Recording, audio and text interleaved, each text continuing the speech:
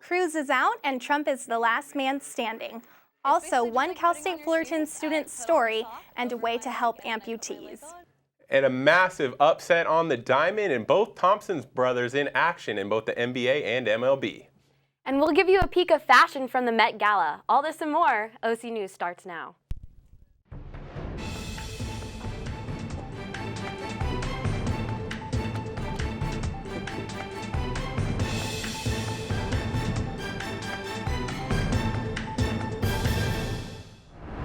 Welcome and thank you for joining us on OC News. I'm Natalie Mongi. And I'm Esmeralda Cisneros. OC News is brought to you by the broadcast journalism students at Cal State Fullerton. The 2016 elections took an interesting turn recently as the results of the Indiana primaries locked up a presidential candidate for one party. Now we turn to Miguel Moya with politics. All right, it's time to get caught up with all the news surrounding politics today. Even though there was only one state that held primaries yesterday, there are headlines aplenty today. Donald Trump won yesterday's Republican primary in Indiana with a 53% vote, while Ted Cruz finished second with a 36%. But that's not all. The win prompted Cruz, Trump's main competition, to drop out of the race. This comes days after Cruz announced Carly Fiorina as his running mate. But now that's irrelevant. Cruz was not the only one to suspend his campaign following Trump's win, as fellow candidate John Kasich followed suit by dropping out of the race today. What does that mean for the Republican primary? It means that Donald Trump is now officially the Republican nominee for president.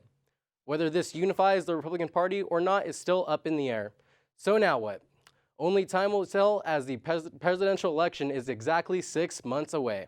On the Democratic side, Bernie Sanders won the Indiana primary against Hillary Clinton.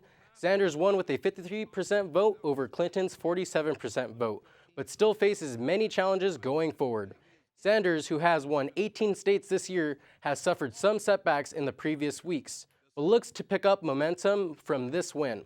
He will have to gain a considerable amount of momentum to win, considering the current delegate count shows Clinton ahead 2,217 to Sanders 1,443. The total number of delegates needed to win the nomination is 2,383, so Clinton seems to have the nomination all but locked up at this point. However, Sanders has a detailed plan to take the nomination to the Democratic National Convention. Whether he'll get enough delegates and Democratic support to do so is still questionable. As of right now, it looks as if the presidential elections will feature Trump versus Clinton. The two have already started moving forward, setting their sights on the general election. We are getting closer to electing a new president, as the general election is on November 4th, exactly 6 months away from today. Make sure to stay updated with all the election coverage, as the race is just starting to heat up. That's it for politics. Back to you guys. Thank you, Miguel. And like you said, it is important to go out there and vote to these upcoming general elections. Coming up, we have an inspiring story of one student's journey as an amputee. Riley Escobedo has more. Okay, my story. When I was born, my foot was not fully developed, and so my parents went to several different specialists. Basically, with my foot that I was born with, I only had 4 toes, 2 of them were stuck together, and my foot was bent backwards, and I'm missing the tibia bone, which is the backbone in your calf. So after going to about 10 different specialists, every specialist told my parents to have it amputated. So I went to Shriners Hospital in Los Angeles and had the surgery done at 8 months old, and then learned to walk with my first prosthesis when I was 10 months old. And after that, like, the rest is history. I've done good since then. It's basically just like putting on your shoes. I put on a sock over my leg, and then I put my leg on, and then I go. It's kind of funny because I forget that I have to do it sometimes. Sometimes I'll go like to get up to go to the bathroom, and I'll be like, oh, I have to put it on. Like, it's just like more of a normalcy for me. Like, I don't really think about it. The organization that I'm a part of is called Go Out on a Limb, and we are a support group that helps children with limb loss deal with the life that comes after your amputation, and we help the parents counsel them and know how to do with life after it. We take them pumpkin patch picking, and we are active with them, and we do different activities like play sports and stuff with them. We just get them to kind of feel normal and forget about their disability for a little bit, but also get them together to feel normalized around other children who are also amputees, and then their parents to also see that their children can overcome and be a part of a society that's more accepting and gives them hope.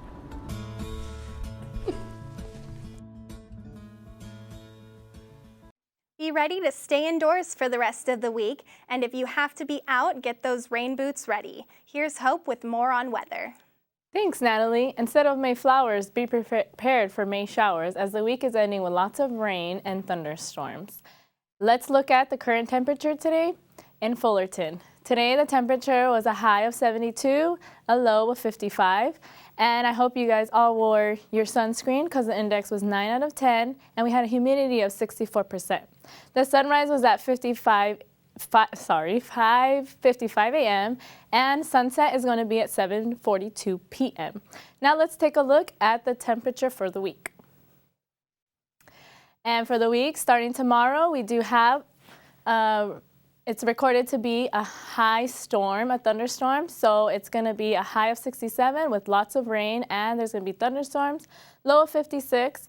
On Friday, we have light rain with 67 degrees at the high. Also, Saturday is going to be 67, but Saturday is going to be a little sunnier.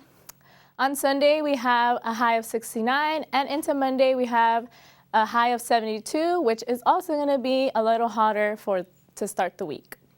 Now let's take a look at the national weather. Let's start with LA, which is a little bit cooler than some parts of the country. We have a high of 67 in Los Angeles. We're going to go to the Midwest, where it's the highs of 60s, and we're going to go down here to San Antonio, which is 86, Dallas 81, to the East Coast, which is going to be a high of 50 in New York, and down here in Orlando and Miami, the highs of in the 70s. That's all today in weather. You guys have a good night. Back to you. Thank you, Hope. I'll make sure to spread that message of this upcoming week's weather for those attending spring concert. Now, this month at the Arboretum, learn all about beekeeping. Here's Lana Garrett with a buzz. Spring's here and things are buzzing. Here at the Fullerton Arboretum, they're offering some Beekeeping 101 classes. Cal State Fullerton's Arboretum is offering beekeeping classes taught by beekeepers Brian and Lindsay Barnes. Lindsay showed OC News some of the hives, what the bees were up to, and discussed what would be happening in the class on May the 7th. And then if you can see right here, these kind of various colors in here, that's pollen. So bees eat both pollen and nectar. Pollen is basically their protein, and flower nectar, which they turn into honey, is their carbohydrate. They need both to be healthy. So we want to see some pollen and some honey in every hive. It's just going to be kind of an intro to beekeeping, hands-on. So if you come, you will need to provide your own suit and gloves. We don't have enough for everyone, but no other equipment's required. We're just going to go in like we just did, do a hive inspection. We'll probably end up taking apart since it looks like we lost a hive, so we'll take that apart and it'll give us an opportunity to look more closely at a hive without the bees in the way. Surprisingly, the second beekeeper, Lindsay's husband Brian, has a huge allergy to bees. He explained what it's like to be a beekeeper with a bee allergy. A beekeeper with that's allergic to bees. So I carry an EpiPen with me, not only everywhere I go, because you never know when you're going to find or step on a bee, but over the last few years, every time I've been stung, it's been a little bit worse. And the last time I was stung 2 years ago, I ended up at the hospital I broke out in hives, and they gave me a hospital-sized Benadryl to help me to counteract the hives. And that's kind of it. So I'm not really anxious to figure out what the next sting is going to be like, but it wasn't anything bad, but it's really forced me to take a back seat into beekeeping. I'll go out and help Lindsay move stuff around, but I'm not as hands-on as I was before, which is disappointing. The Beekeeping 101 class will be held Saturday, May 7th from 10 a.m. to 11 a.m. at the Fullerton Arboretum. Come out and learn all about beekeeping, honey, and all the essentials to bees. This has been Alana Garrett for OC News. And remember, have a beautiful day. How fun. Thanks, Alana. Coming up, find out how the NBA playoffs are shaping up after a wild first round. And Natalie, did you know that you could turn your bread purple? That's interesting. No. Wow, all this and more coming up in our health segment.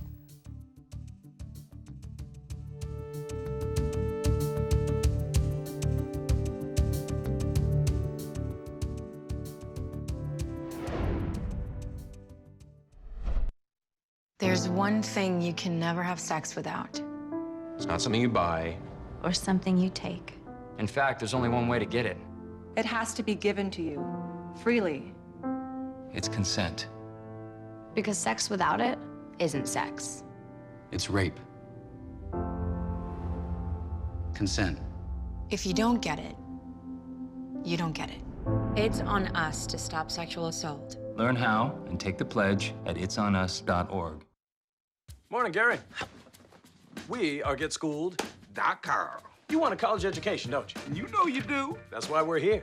We're free and here to guide you through every step of the way, starting with attendance. Gary, financial aid forms.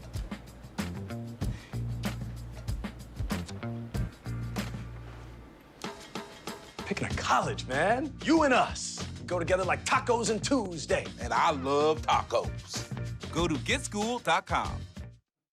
Our college experiences will stay with us for a lifetime, and students who live on campus tend to have a different experience than those students who commute. Here's Isla with this story. Cal State Fullerton is known to be a commuter-based campus, and as students we hope to gain the full college experience during our time spent here. The school is working on building a community within the campus itself, and I got the chance to talk to students who live on campus and students who are commuters and what their college experiences have been like. Experience so far on campus has been, just on campus generally, has been really good because as a theater major, we have to go to classes really late at night too, like till 12, we have rehearsals sometimes. So it's really easy and it's really convenient just going to classes. You don't have to get up as early, you don't have to drive, and I heard the parking here is like awful.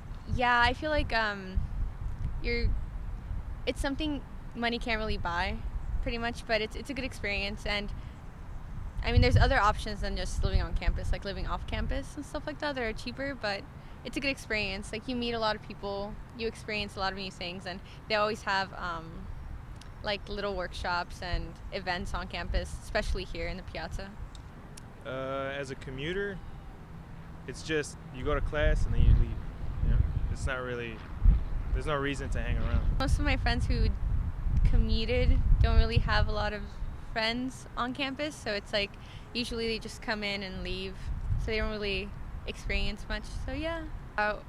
Me and my floor, we usually go to all baseball games and basketball games and soccer games and all major events on campus because it's so convenient. So it's like, why not? Like, we have nothing better to do, so let's just go to the events. It is not based on whether students live on campus or they commute. The students themselves create their own college experience. The upcoming spring concert allows students to get more involved on campus as the semester is coming to an end. This is Isla Martinez reporting for OC News. Thank you, Isla. Well, we have lots of action to talk about in baseball, and the NBA playoffs are heating up. Here's Joe Moreno with more in sports. Thank you, Esmeralda. So the summer's heating up, and so is playoff action as well as the MLB. First, to an upset on the diamond, where Cal State Fullerton fell to the San Diego State Aztecs Tuesday night at Tony Gwynn Stadium. SDSU snapped a 4-game losing streak, and the Titans suffered their first defeat in their last 11 games against the Aztecs. The Titans struck early with 2 runs in the first 2 innings, but only finished with 6 hits on the day. And Fullerton failed to plate a runner after the second as the Aztecs piled on 7 runs. The Titans fell to 27-16 on the year and returned home this weekend for a 3-game series with UC Riverside. Now to the pros, where both the Dodgers and Angels were in action. The Halos avoided a 3-game sweep today, beating the Milwaukee Brewers 7-3. Mike Trout had an RBI triple and sparked a 4-run 8th inning with a solo homer. Trout, a 4-time All-Star, has 18 RBIs in his last 13 games after a slow start. Fernando Salas pitched a scoreless inning to pick up the win, and Joe Smith threw 2 shutout innings for his second save. And the Dodgers are in Tampa Bay tonight as they close out a 2-game series with the Rays. The Blue Crew pulled above 500 and snapped out of an offensive funk with a 10-5 victory over the Tampa Bay Rays on Tuesday night. Trace Thompson, Jock Peterson, and Yasiel Puig all homered. Thompson hit a 2-run homer to Tatooine that still hasn't come down in the second inning and added a 2-run single off Matt Moore to finish off a 4-run fifth. Peterson hit a solo shot with 2 outs in the second, and Puig added a 3-run homer off Ryan Webb in the ninth. Trace wasn't the only Thompson in action, though, Tuesday night. His brother, Klay Thompson, scored 27 points to help lead the Golden State Warriors to a 110-99 victory over the Portland Trail Blazers. Draymond Green continued his dominance, adding 17 points of his own with 14 rebounds and 7 assists. The Warriors haven't missed a beat since reigning MVP Steph Curry's injury. Game 3 is Saturday in Portland. Now to north of the border to the 6, where the Miami Heat overcame a Kyle Lowry half-court buzzer beater to beat the Toronto Raptors in Game 1 of the Eastern Conference semifinals. 102-96 Tuesday night, and Goran Dragic scored 26 points. Dwayne Wade had 7 of his 24 in overtime, and Game 2 is live from the 6 tomorrow night. That's all for the day in sports. May the 4th be with you. With finals coming up, we all have a loaded schedule. One student balances more than just a full plate, but still holds a positive outlook on life. Here's Matthew Bruce with the story.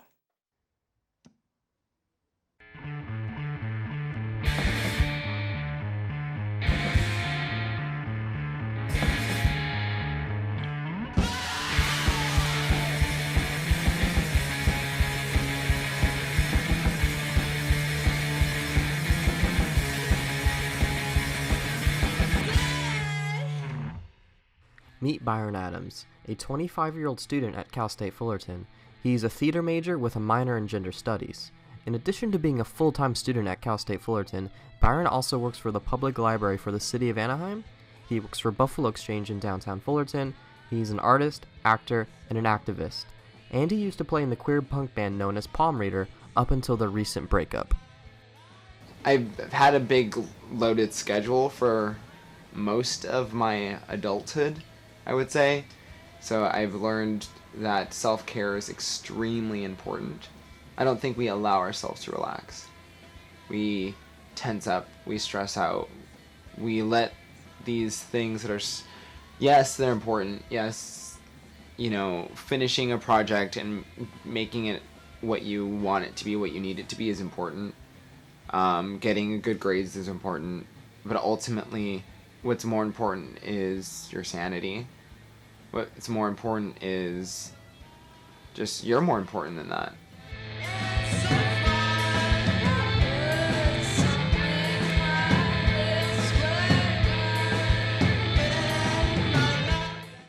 A new video game is finding a way to find the cure for early dementia. Here's Ashley Pellegrini with the health segment.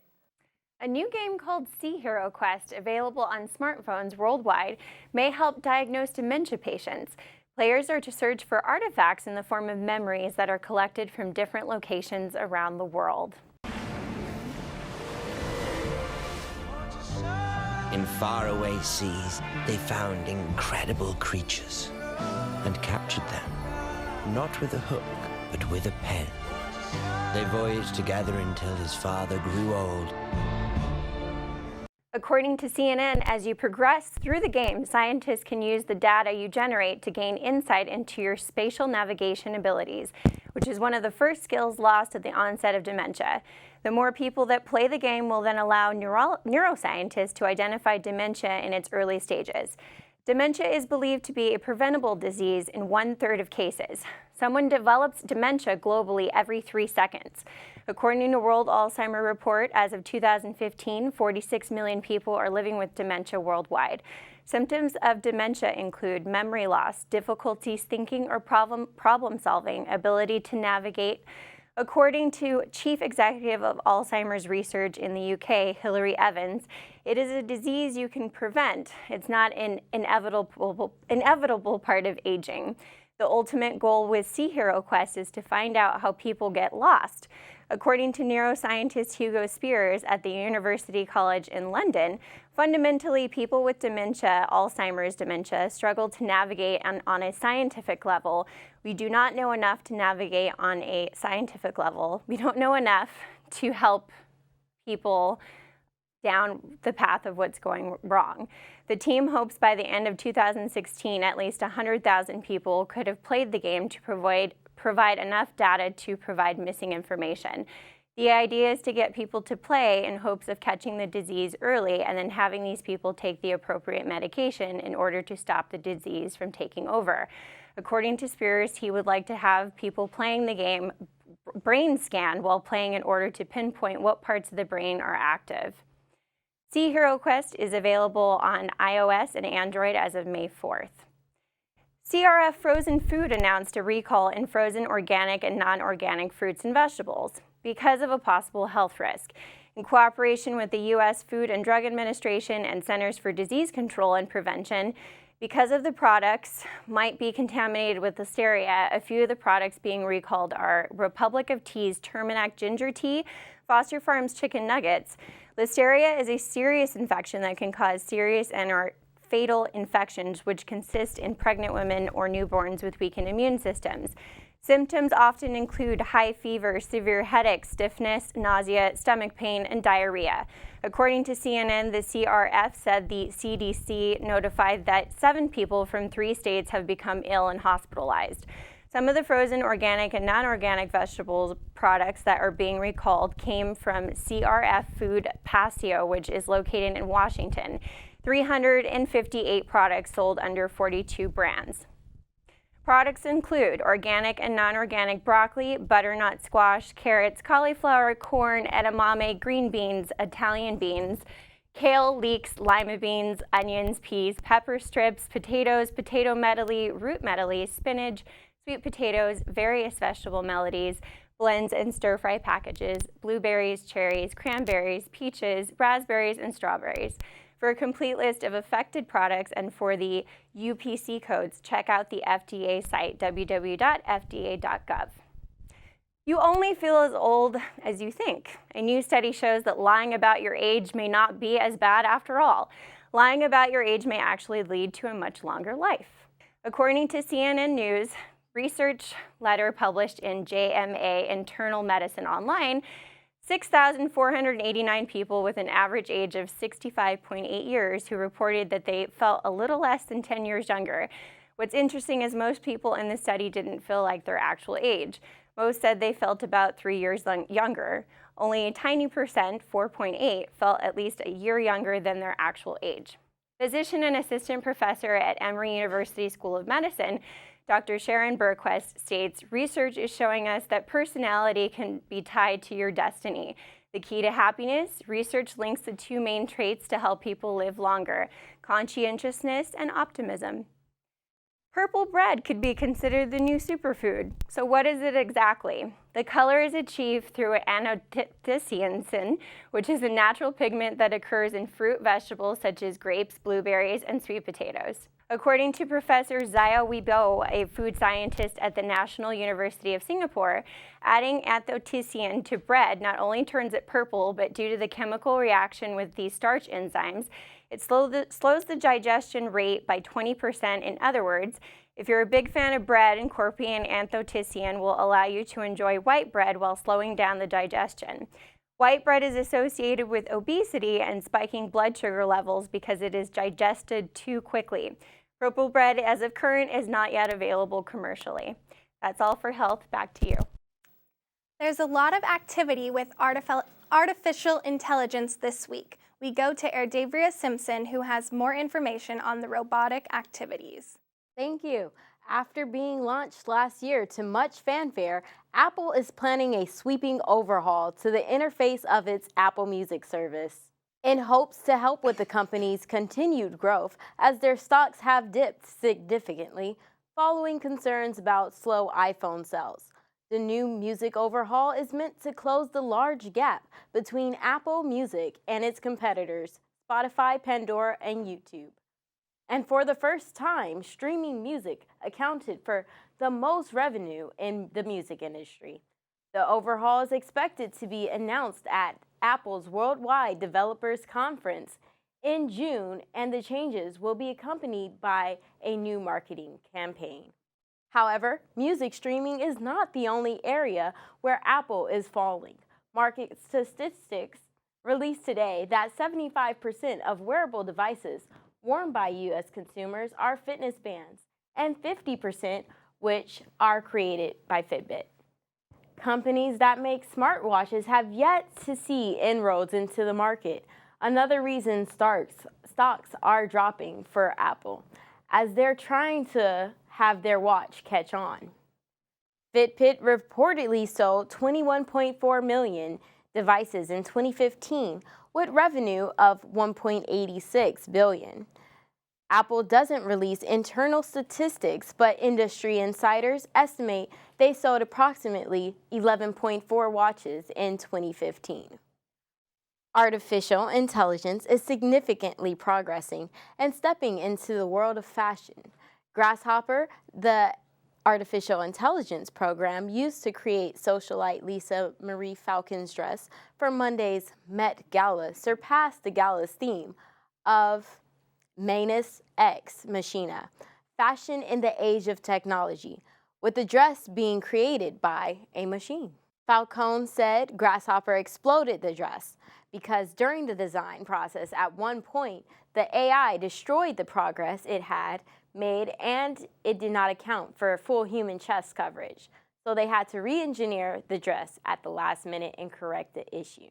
A 10-year-old kid from Finland, Jani, found a bug on Instagram that would have allowed users to delete any comment and was paid $10,000 for reporting it to Facebook.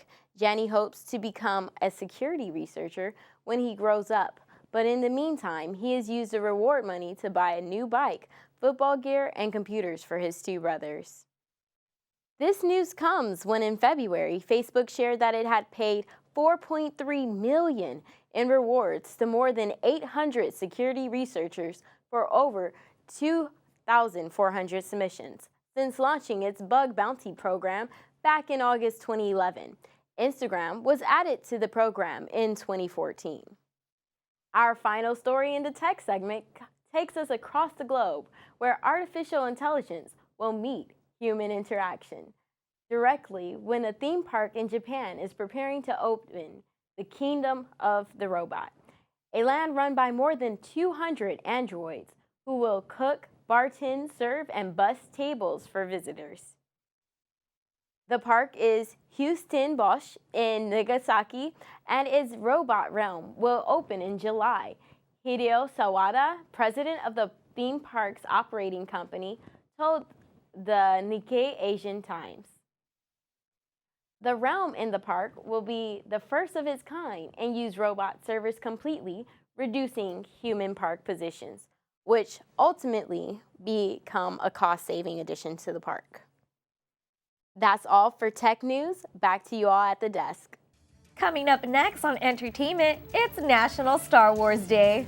And find out who rocked the red carpet at the Met Gala over the weekend. Stay tuned.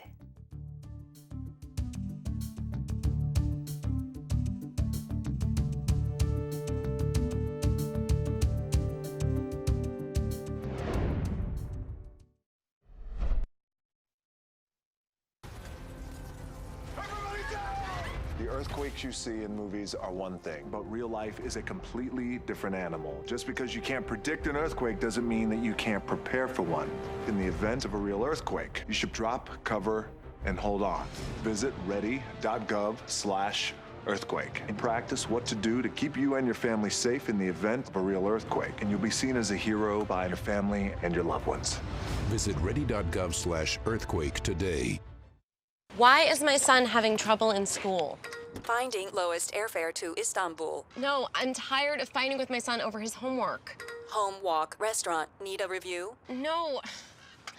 He's smart, but his mind wanders. 7 wonders of the world. Why don't you understand me? I do. I was trying to show how Connor feels every day. Redirecting to understood.org. Join parents and experts at understood.org, a free online resource about learning and attention issues to help your child thrive. May the 4th be with you. Star Wars Day is in full effect this year. Here's Riley Escoboza with this and more on entertainment. Today is every young Jedi's favorite day, and with good reason.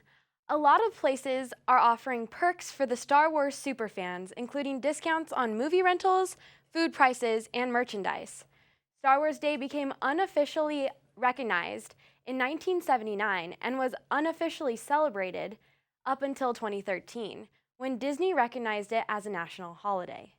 After The Force Awakens debuted in December, the hype around Star Wars has exploded. At Disneyland, they are celebrating in style with parades, an exclusive fan celebration at Galactic Grill, and Star Wars trivia. Of course, we didn't forget this special occasion here at CSUF. Jonathan Tribuco is seeing how students are keeping with the Jedi way. Tomorrow may be Cinco de Mayo, but for Star Wars fans everywhere, today is a big day to celebrate, as it's May the 4th be with you. I caught up with Star Wars fans all across campus to find out how they would celebrate such a big occasion. Hey, you know what? Me and my friend are going to get some tacos. We're going to watch some of the movies together. Maybe have a couple of drinks in there. It's always best. There's always those like Star Wars drinking games that you can play along with it. Like take a shot every time someone loses a hand or something like that. I'm super excited about it. I've been excited since this morning. First thing this morning at 6:30, my friend texted me with the May the 4th be with you. Maybe get in a lightsaber fight. I don't know if I find anyone else with a lightsaber.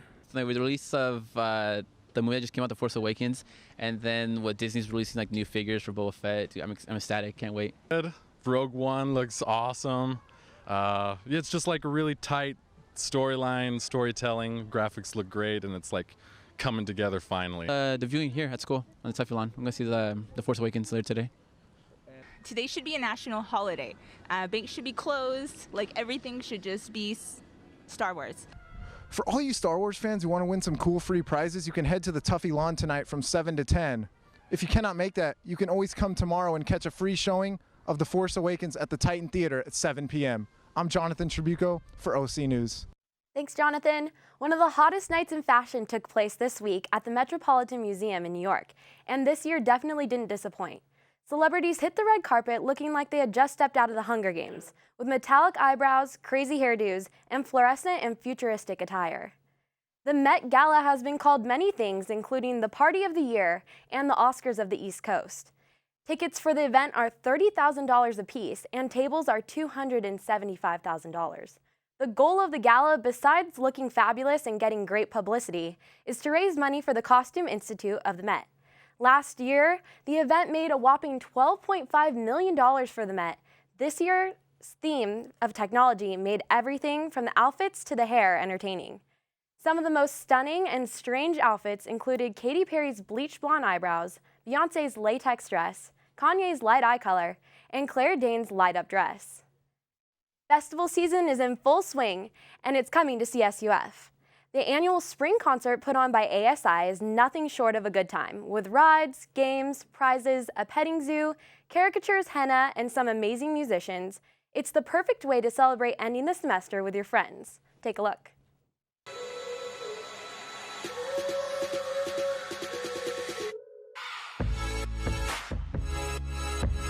CSUF's annual spring concert is coming May 7th to the Intramural Fields. The event is headlined by Atlanta rappers Ray Shrumman and electronic producer Porter Robinson. Walking around campus, you can definitely feel the excitement as the date grows closer. Excited to see Ray Shrummer. It's gonna be lit, probably gonna be super excited and stuff. In capacity to 8,000, so seeing that big of difference in population is going to be a very interesting thing, and we don't quite know what to expect. We're excited and anticipating the best. The festival feel, especially now that semester's coming to an end, it's something to bring everyone together.